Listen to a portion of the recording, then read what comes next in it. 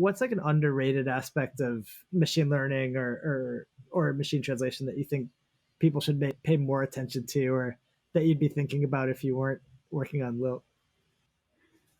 Maybe it's around the question that you posed earlier, which is this sort of human parity question with translation, which there was a paper, I don't know, 2 years ago, Microsoft had a paper saying human parity has been achieved. And then, 2 weeks ago, Google published a paper on Archive saying human parity has not been achieved. And I think that in our application, there's a lot to translation quality, which is like the particular message that you're trying to deliver to an audience, which a lot has to do like how the audience feels. Mm-hmm. And certainly in my time in grad school, I was really focused on just like generating the output that matches the reference. So the blue score goes up and I can write a paper. And I think there's a lot of interesting work to think about, broader pragmatic context of the language that's generated, and is it appropriate for the context that you're in and for the domain? And that's really hard to evaluate, but it's really worth thinking about, whether it's in natural language generation or machine translation or whatever else. So I think maybe thinking about that a little bit harder, I would spend some time on.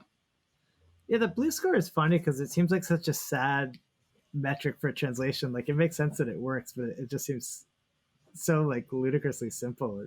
It's hard to, at some point, I feel like it must sort of lose meaning as the best possible metric, right?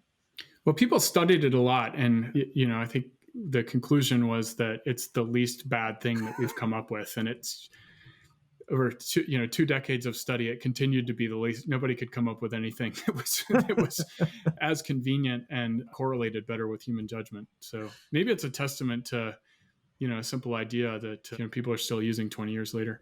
Or I guess like simple metrics are better than complicated metrics. There might be a lesson for business. There might be a lesson there too. Yeah. If you're enjoying Gradient Dissent, I'd really love for you to check out Fully Connected, which is an inclusive machine learning community that we're building to let everyone know about all the stuff going on in ML and all the new research coming out.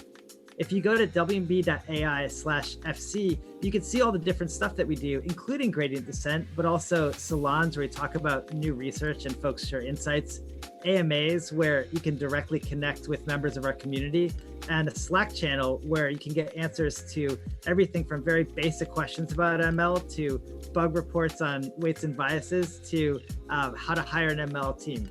We're looking forward to meeting you.